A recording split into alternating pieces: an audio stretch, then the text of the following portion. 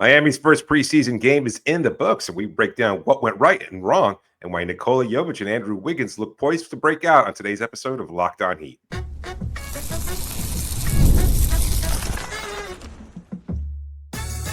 You are Locked On Heat, your daily Miami Heat podcast, part of the Locked On Podcast Network, your team every day. All right, welcome to Locked On Heat, your daily podcast on the Miami Heat, whether you're tuning in on YouTube or on your favorite podcast app. Thanks for making Locked On Heat your first listen every day. Today's episode is brought to you by FanDuel. Right now, new customers can bet just $5, and if your bet wins, you'll get $300 in bonus bets to use across the app. Head to FanDuel.com to get started. I'm Wes Goldberg, host of Locked On NBA Daily on Real GM Radio, here with David Ramil. Both of us are credentialed Heat media members who cover this team every day. We are recording this Sunday morning after the Heat's preseason opener over the Magic. They won the first half with most of their starters playing. They lost the second half when it was mostly reserves on both sides. We will talk a little bit about some concerns that we had in this game a little bit later in the show. But the headline here, David, is Erik Spoelstra deciding to start Nikola Jovic over Kel'el Ware. It is something that we have discussed over the last couple of weeks, things trending in the direction of Nico earning the starting job, and that's exactly what happened. He signs the extension, and a few hours later, he's starting in Miami's preseason opener. And frankly, I thought he looked like Miami's best player in that game. He looked comfortable. The versatility was on display. He was making shots. He dished out a couple of assists. I thought he was doing all of the things that we wanted to see him do, right? We talked about we talked with him at Media Day and asked him about playing a little bit more physically, what he learned in Serbia, being able to play up tempo. There was a new up tempo offense that we'll also talk about here a little bit later, David. But he looked very comfortable in that. We started to see the duck-ins. We saw him punishing smalls. If all of this is where things are trending for Nico, it feels like he's poised for a breakout season. Absolutely. He looked really solid and confident, and he just looked like he was moving with intent in a way that I don't know everybody else was. And you talk about the first preseason game, normally players will look a little clunky. Maybe they're not quite sure of what their role is. They're a little hesitant. Maybe the body and mind aren't necessarily aligned to where they want to be. But he looks like he's in midseason form. And that's a great sign for Miami, because if that's the case, if he's able to look this solid in his first preseason outing, building off of what he did over the summer, then that really bodes well for what the rest of his season is going to look like. Because I think he was just doing everything that he's capable of at a very high level. 10 points on 3 of 6 shooting, 1 of 3 from three-point range, got to the line 3 times, made all 3 of those free throws, had 3 rebounds, 2 assists in the game. It was. I do. Oh, I want to quantify to a certain degree. He looks, and we talked about this earlier in the week, everything we heard from him in Media Day, what we heard in the first week of training camp, we knew that the starting position was certainly on his radar and that he looked like he was positioned to take it. But how much of the starting nod do you feel is tied to the fact that they were able to start a bigger lineup with Jaime Jaquez in the starting lineup, because all of the guards are out, both Tyler Hero, Davion Mitchell. So your starters at guard positions, or your projected starter and Davion, both out, and then starting Jaime puts a little bit more size out there in the perimeter, so that maybe you can afford to go with Nico over, say, Kel'el Ware. Yeah, so no Davion, no Tyler Hero, no Terry Rozier, no Pelle Larsson, and no Kasparas Jakubonis either in this game either. So basically all the guards except for Dru Smith were out. And so, yeah, Erik Spoelstra goes with Jaime Jaquez Jr. in the starting lineup. I don't think that had anything to do with it. Not in a preseason game. Like, you're not matching up that way. I think that he basically just started Jaime to reward Jaime probably for a strong training camp. It would be my guess. Yeah. But I do think that Nico starting next to Bam started to become more of a possibility once Tyler Hero got hurt. Because you need the shot making, you need the scoring. In terms of reading a ton into, well, Nico started the preseason opener in Puerto Rico. Is he going to be starting the regular season? Right now, I think things are trending in that direction. Again, Nikola Jovic, I would argue, has been the most impressive Heat player through training camp and in that first preseason game. And we'll talk about a bunch of these other players as we go on here, but he has very much earned this spot. Whereas we've heard from Erik Spoelstra talk about Kel'el Ware, and it's just not there. And then you hear what Erik Spoelstra has to say about Nico after the contract extension. So Miami announces the contract extension, makes it official, and then Erik Spoelstra has an opportunity to talk about it. And he's saying like he's earned this. It's been amazing to watch him mature over his 4 years. We drafted him and he was so young, and now he's so mature, and the work ethic and all of this stuff. Like, he doesn't care about the injuries from the past because, again, Nico has earned this. Like, that kind of language, Spo just does not just throw around, as we know. That's true. I'm a little surprised too because we know how Bam feels about it, the center position there, that he's tried to kind of get himself out of there. But I think you just a point we've made before about starting your best 5 players, and Nico is that. Like, he's just at a point right now where he's better and more impactful than Kel'el Ware. Is there greater potential on Ware's side? Sure, but I think Nico is at a point now where he's kind of flourishing and he's comfortable. And like I said, I think the Euro basket tournament not only helped from a confidence and mental perspective, but he's just in game shape. He's ready. Yep. He looks it, and he's bringing that kind of energy and confidence to this training camp and preseason, and he looked really, really solid. So great vote of confidence for him, something that has always been a point for Nico where he can kind of lose confidence in himself, but I think he's feeling it now, and the coaching staff is feeling it as well, and they've rewarded him as a front office by giving him the contract, so he's just free to do what he does best and play basketball at a high level. So I'm feeling great, to be honest with you, about his chance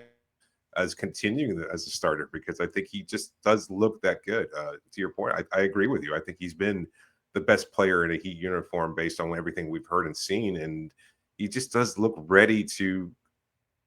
We talked about what an X factor he was to the season a couple weeks ago, and I think this is a great sign for Heat fans. Yeah. And I know, there will be your critics who will say, well, he's got to play healthy, he's got to stay healthy, he's got to be consistent. No doubt. You could say that about any player at the NBA level, like especially one who's competing for a starting job. But I think Miami's season really does hinge on getting something like that out of Nico consistently, because if he's healthy, he brings a level of dynamism, size, versatility that is missing from almost anybody else on this roster. And we saw it go in that direction, right? Like with Miami clearly trying to also play more up tempo and play with pace, which was the other big takeaway from this game. Nikola Jovic fits in with that. He is right at home in that. And we talked with Nico at Media Day about taking those lessons from Serbia, playing a little bit more up-tempo and snappier and a little bit more intuitive and free-flowing and all this stuff. And, man, I saw all of that. I saw all of it in the preseason opener. He was the duck-ins that we talked about. He was ducking in towards the basket in transition. He was ripping the rebounds and then pushing it down the floor.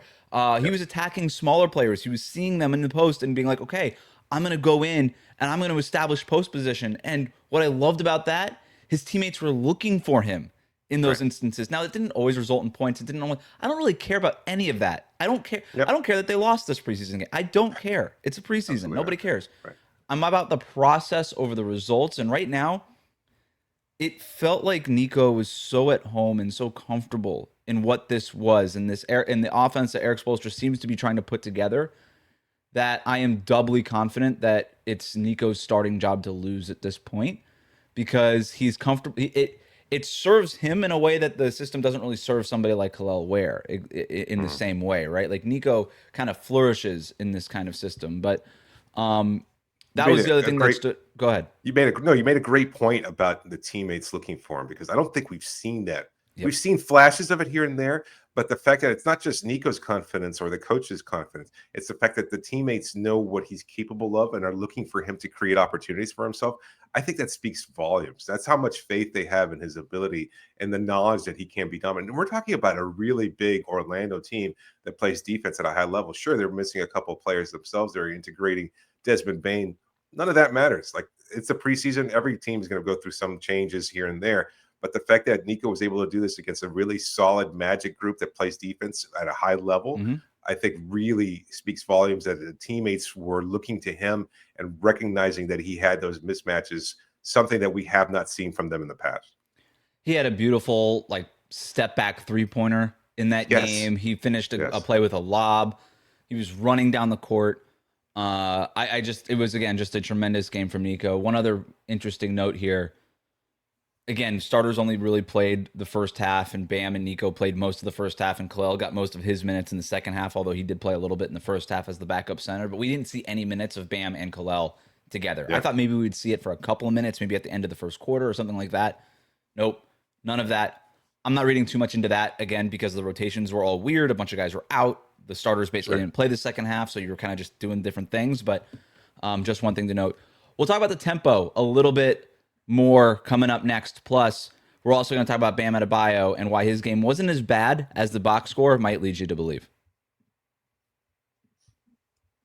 Today's episode is brought to you by Peloton. Peloton is shaping the future of fitness with a brand new Peloton Cross Training Tread Plus powered by Peloton IQ. It's their most advanced equipment yet, designed to give you real-time guidance and endless ways to move, whether you're running, lifting, or cross-training with your favorite instructors. This is training reimagined. Peloton is built for breakthroughs with tools that help you plan, stay motivated, and reach peak performance. I know a lot of people entering their phase of their fitness journey, and one of the things they need is that extra motivation. It's not easy to carve out time with everybody's busy schedule. Maybe you're not sure how to get started. Well, that's why the personalized class recommendations keep you engaged. You get the workouts that are tailored to you and your vibe and the energy level each week, so the trainers will get you motivated and get you where you need to be in your fitness journey. So let yourself run, lift, flex, and push forward. Explore the new Peloton Cross Training Tread Plus today at onepeloton.com. That's onepeloton.com. We'll be right back. So the other big takeaway from this game, in terms of the things that we learned, we talked in the last couple of weeks leading into this, looking at the roster. Hey, we think that this Heat team needs to play faster. We think they need to take more threes. They need to push the pace. That's where this roster is. Talking to people at Media Day, everybody talking about how young this team is and all these things. And then we hear from Erik Spoelstra after training camp, and he starts to downplay maybe playing fast, playing up-tempo. Says that it's really up to the players, and it's really not about that. It's about being intentional and doing this. Sure. He was lying. He was playing coy. the hell with all of that. This game was played at such a breakneck pace. And I also want to point out Orlando very much helped in that too, because that is also clearly a priority for the Magic, is trying to play up-tempo. So you had two teams who played so slowly last year trying to reverse course and play as fast as anybody plays in this preseason game. So with all of that in mind, keeping in mind it's a preseason game, it's the first one, everybody's excited coming out of training camp and all these things, but it is clear that the intention right now is to play fast. They got into their actions quickly. It felt like they knew what the first action was always supposed to be. And it kind of felt like they knew what the second action was supposed to be. When that first action was blocked, they flowed really nicely into that second action, whether it was a dribble handoff or more often than not, just another pick and roll on the same side or something like that. They had their principles working. Anybody who got the rebound was empowered to push it up the court. Yep. There was no negotiating with after a made basket, who's inbounding, who's bringing it up. It was just like, if you're closest, grab it. And then if the other guy's closest, he's there for the inbound, and we're pushing up pace. So I thought tempo was a huge thing in this game. They played at a pace of 107.0 in this game. What does that mean? Memphis last year led the league in pace at 103.7. So this, when I say breakneck speed, that's exactly what this is. We don't anticipate they'll play that fast every single night. But again, the intention here is what matters. You ask, what does it mean? And my first response is to say, I don't know. I haven't seen this before. I don't know what it's like for a team to play with this kind of speed after the kind of slog we've seen from this group over the last few years. But I like the use of that word. It's one of Spo's favorites, intention. But you're absolutely right that the players seem to understand that they were actively working towards this. But I think it's also one of the byproducts of starting this lineup. And you could take Jaime out of it and put in Davion, and I think it'll flourish just as well, if not better, because you have five players that are all capable of activating and moving right away and bringing the ball up. And you get that with Nico, that you don't get that with Ware. Ware more of a finisher at the rim, a guy who can get those looks that way. But if you're looking to play with pace, and we've been on this for a while during the offseason, looking at this roster and what they needed to do in order to maximize this group, in order to be able to capitalize on the fact that they don't have a superstar, but want to be able to increase their offense. Pace was a big part of it. 3-point shooting was a big part of it. And now with this starting lineup, as tentative and tenuous as it might be because of injury, you're still looking at a group that can push the ball, that can all create, and you've got 5 guys capable of doing that, bringing the ball up, looking to dish, looking to move off ball, create secondary opportunities. There was so much off-ball movement in that game. Yes. I loved how much movement it was. Everybody just sort of spacing and moving, a lot of 5-out things at work, a lot of flow offense principles at work. Now, it's nice. First day at school, everybody's in a good mood, right? Yes. We'll see, right? It's one thing to run in a preseason game. Are you going to keep running in December, in January, in February? We don't know, right? Yeah. We can't predict the future. What we do know is that they're going to try. And that to me is important because they weren't really, that wasn't the scheme the last 5 years with Jimmy Butler, right? It was a very different kind of offense. Exactly. That's what it is. It's the different personnel now that's more geared to this. One of the common refrains we heard at Media Day, this is a younger team, a younger vibe. And again, based on this roster, you've got those players capable of picking up the pace to a considerable degree. And I think I'm cautiously optimistic because you're right. It is just a preseason game. And yet you look at the roster, you look at their strengths, and I think they're going to be able to do it. Without a doubt, though, I can say pretty confidently that they're going to be better and faster than they were last year. That is probably not as fast as they were at an all-time playing at an all-time pace in a preseason game, but faster. That's probably the best way to put it. They'll be faster than the way they were last year. Now, does that settle into a top 10 in pace or something like that? I don't know, but to me, what's most important is, they're going to play faster. They're going to try to at least play to their strengths. Let's talk a little bit more about Bam Adebayo, though. Rough box score for him. He goes 0 for 5 in the game. But here's the thing. He got to the line 8 times, went 7 of 8 from the free throw line. Before I say anything else, good or bad about Bam, he missed a couple of bunnies. He missed 2 or 3 shots right in the restricted area. He can't do that. All right. He has to make shots. You can't go 0 for 5. So I want to make that very clear, obviously, right off the top. Like, he has to be better. Now, am I concerned? Not necessarily. Maybe people are a little bit more concerned because Bam missed a bunch of shots in the portion of Miami season that people paid attention to last year. Started making shots when people stopped paying attention to the Heat. But he's going to have to make shots, and he can't go 0 for 5. So that's at least something worth monitoring there. But the fact that he was aggressive, that even when the shot wasn't going in, he was so involved in the offense, David. He had the highest usage rating on the team. Yeah. And when I say process over results, which is really what this preseason is about, Bam being aggressive, being involved in the offense at a high usage rate, getting to the free throw line when his shot wasn't going in, and being as aggressive as he was, that is a much bigger positive than the missed shots. To me, are a negative. 100%. I think you said it best. He has to get better. You know that he has to be able to hit those shots. We didn't see him really go out to the perimeter the way that he did at the close of last year, pretty consistently throughout the season. And at the same time, you know that those are going to get there. I think preseason, is it maybe game 1 preseason jitters, doesn't have whatever it is. I don't know what to chalk up the missed bunnies to, but I'm not overly concerned about it. I mean, again, like, Orlando's a pretty big team. Like, they've got the defensive chops there. They've got the size there. Wendell Carter Jr., pretty solid in that regard. So I think he's got to score over those guys, though. He should. He should. We're not letting him off the hook. No. And yet you recognize that I think he's going to be able to have his moments. And you want him still, and I know this is, year 100 of saying the same thing over and over again.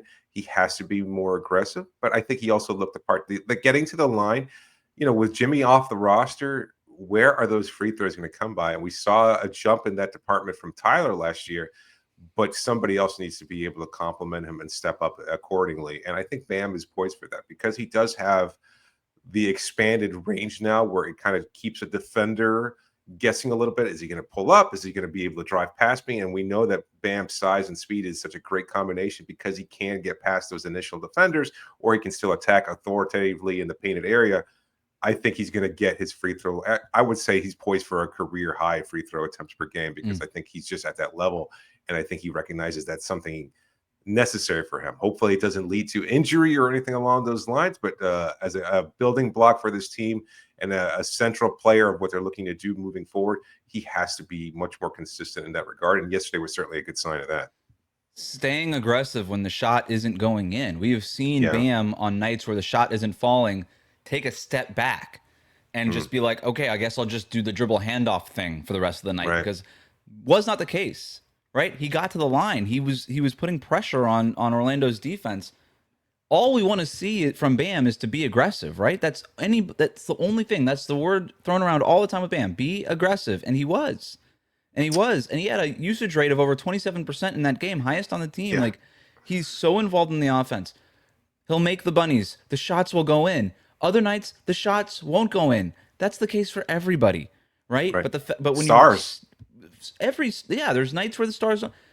But it's a matter of making an impact, scoring points, doing things even when the shot isn't going in, and staying aggressive and setting making an impact offensively. And I think Bam made an impact offensively despite the fact that he didn't make a field goal, right? Yeah. And if that's the worst preseason game that Bam has, I wouldn't be surprised, shooting wise. Absolutely. Yeah. I think that you're right. He'll get more comfortable and the shots will fall out. Hopefully, yesterday's game wasn't a sign of, and you pointed this out, something similar to what we saw last year, where he kind of started off the first half of the season a little bit slowly. But I think a lot of that was mostly due to just kind of implementing a new offense, and you kind of got bad vibes. Being like, hey, we're not taking mid-range shots at the beginning of last year, and Bam's like, well, that's the only thing I do. So we talked about that a lot in the first half of last season, and eventually they were like, all right, fine, just take them. And then his offense started to take off from there. And clearly, I think he's just more involved in what's going on right now than he was at the beginning of last year. So process over results with Bam, we feel pretty good about it. What else do we feel good about? We're going to get to that next. Also, we do have concerns, things that are worth flagging. We'll talk about all of that next here as we wrap up our first post-game reaction to our preseason game here on Locked On Heat. Today's episode is brought to you by FanDuel. The NFL season's here. FanDuel has an offer you don't want to miss, because right now new customers can bet just $5 and you get $300 in bonus bets if you win. That's right. You pick a bet, you put down $5, and if it hits, you'll unlock $300 in bonus bets to use across the app. You'll love how FanDuel gives you so many ways to play. You can build parlays, you can try player props, you can even follow the live lines during games. It makes watching football even more exciting when you've got a little something riding on the action. I know the Dolphins season has not gone the way a lot of Miami fans would like it to. And if you want to add a little action to it, well, this is the best way of doing it. Whether you're a casual fan or whether you love diving into the stats, FanDuel makes the game day experience so much better. It's football Sunday. Make the most of it. So what are you waiting for? Visit FanDuel.com. Download the FanDuel app today and get started only when you go visit FanDuel.com. We'll be right back. All right, final notebook dump from our first preseason game. What else did we learn from this? Let's start with the negative. That way we can end on a positive, David. Let's do it. Concerns. This one is obvious. You gave up 22 offensive rebounds and 43 second chance points. That is going to be an issue if this is the starting lineup. It's my main concern with Jovic in there instead of Kel'el Ware. Yeah. Also worth mentioning, Tyler Hero is an excellent rebounder at the guard position.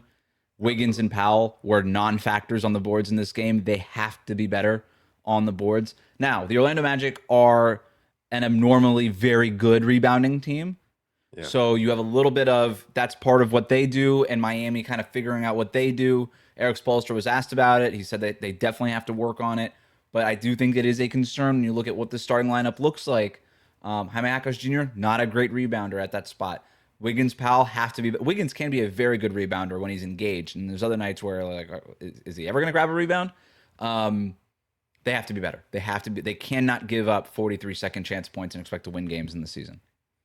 Do you think it's a concerted effort though, in terms of you have to make a sacrifice because you're leading into this faster pace and this style of play that you're going to give up more possessions that way because you're looking to, maybe.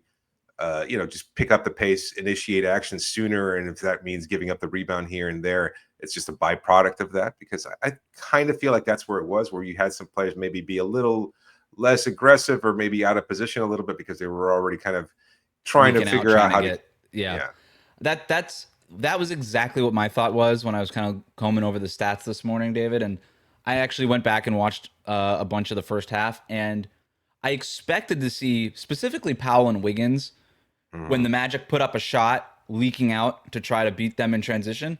That wasn't really happening. It was mostly just standing around. Yeah. And getting beat, by the way, by a very big Orlando team. Again, the Magic are a very good rebounding team, so it was just sort of a tough thing. But I do think part of it also, to your point, is we were so focused on the tempo. We were so focused on, like, who's handling the ball because of all of our point guards didn't make the trip to Puerto Rico, like, all this stuff, that maybe the rebounding fell to the wayside here, and it just has to be more of a concern. They're not going to be as good of a rebounding team as the Orlando Magic. They're going to give up second chance points and offensive. They're going to be at a deficit. The reason they lost this game, for all of that matters, is because of the second chance points, right? They basically won on all other fronts. They just have to narrow that margin. They can't give up 43 second chance points.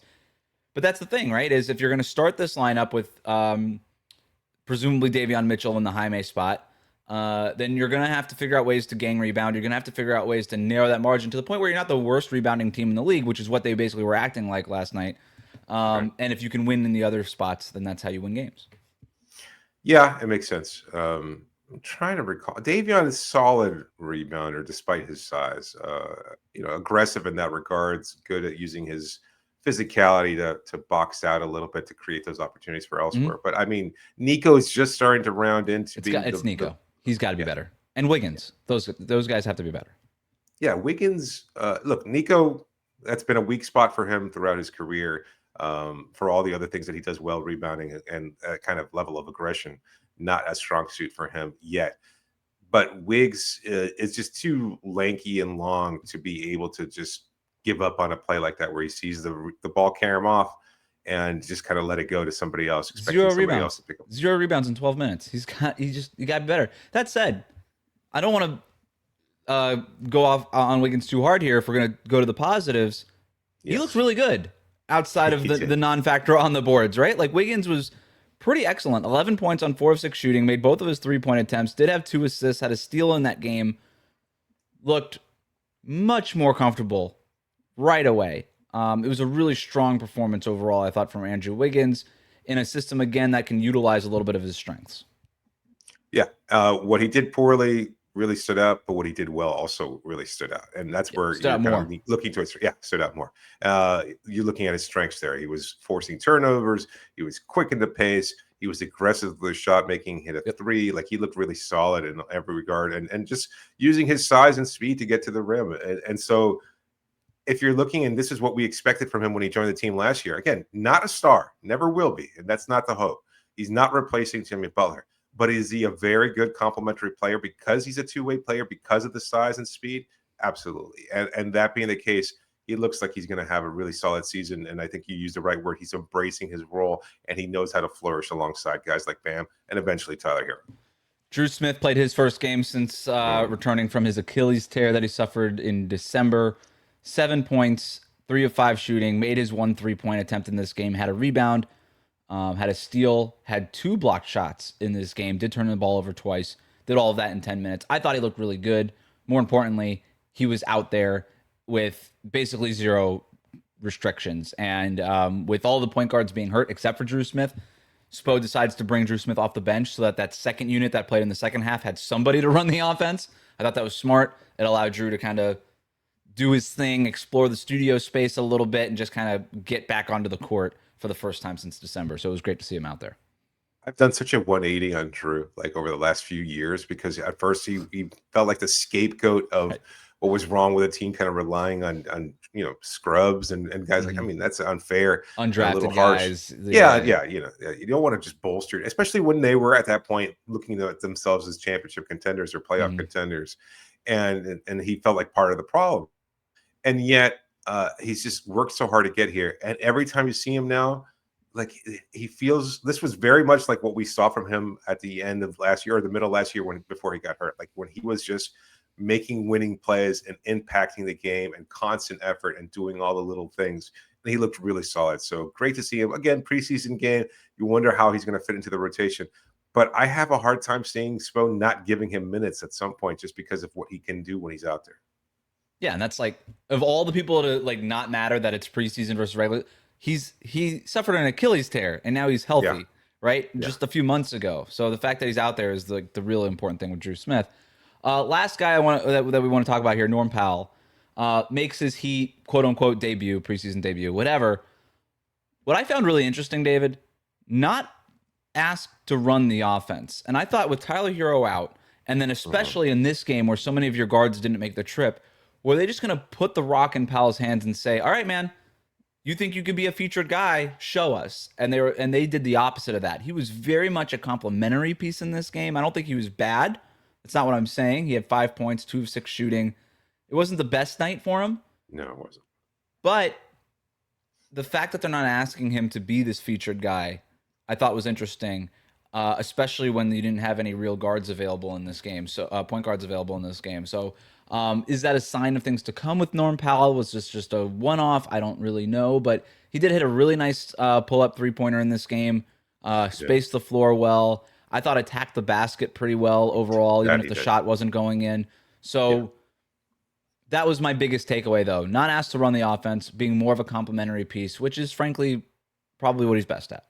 Oh, no, undoubtedly. I was just thinking about that. It's like he's never been the lead guy. He's never expected to do so. And frankly, I don't think he's capable of it. And that's fine. You're not hoping for that from him. Maybe it might be born out of necessity because of the injuries and things of that sort. But the reality is that's not going to be his strong suit. So put him in a position to succeed. And what he does best is to be that kind of complimentary scorer. But I do like the aggression from him. Similar to what we said with Bam, you hope that those shots do fall with regularity, but the process is there. The aggressiveness was there in a way that I don't even know we saw that.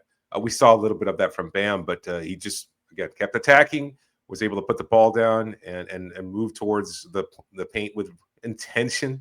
I feel like we're echoing that word from Spo all the time, but it really does matter because we're seeing it with Norm and with Bam, that even when the shots don't fall, you're still trying to create something. You're still trying to make an opportunity there.